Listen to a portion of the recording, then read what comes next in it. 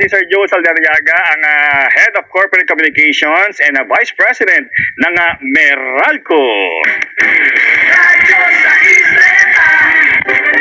Baka magkalimutan, basahin na yan. Take mo muna.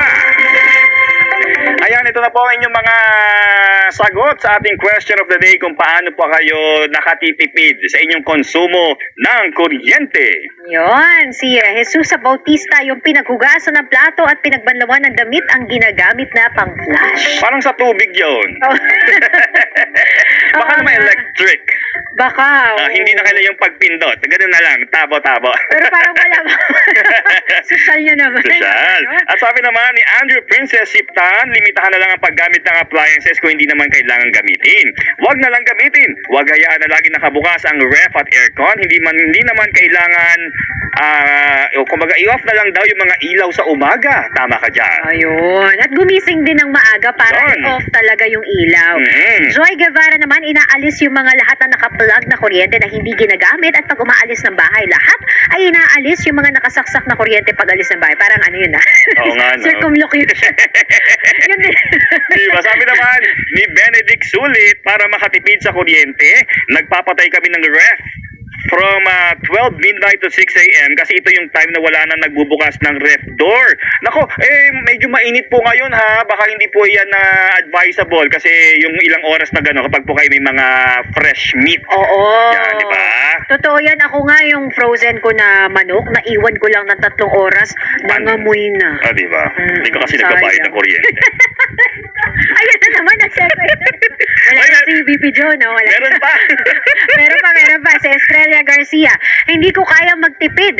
Siguro sa gabi ako gumagamit ng washing machine. Once lang gumamit ng dishwasher, sa gabi rin ang plancha. Pero halos lahat, electric na kasi.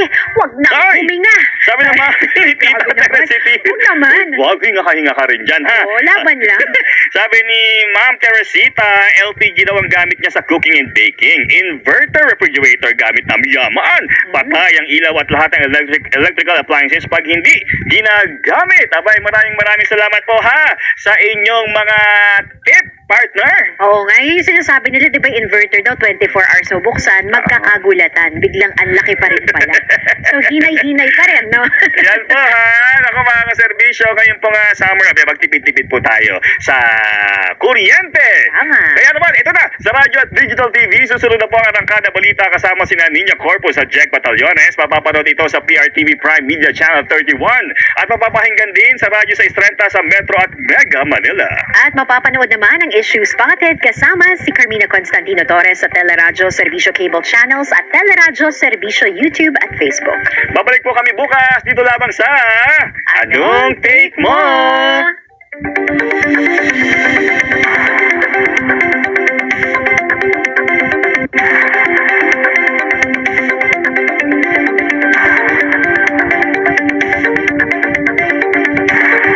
ATM, anong take mo sa radyo sa Istrenta?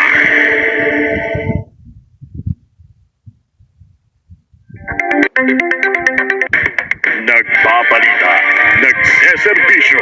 Ito po ang Teleradyo Servisyo at Radyo 630. Ang nakikinig, nagmamahal sa lahat ng Pilipino. Teleradyo Servisyo, dito tayo nagtutulungan. Ito ang puntahan ng bayan. Ito ang puntahan ng bayan. Ito ang puntahan ng bayan. Ito ang puntahan ng bayan.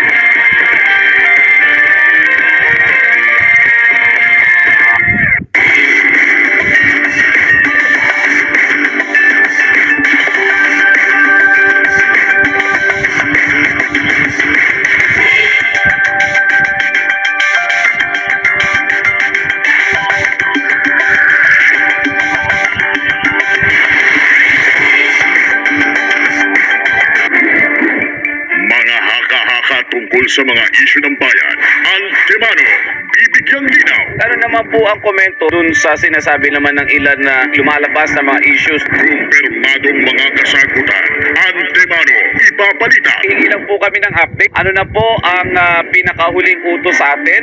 Balita Antimano kasama si Robert Mano tuwing Sabado alas 8 ng umaga sa Teleradyo Servisyo at Radyo 630.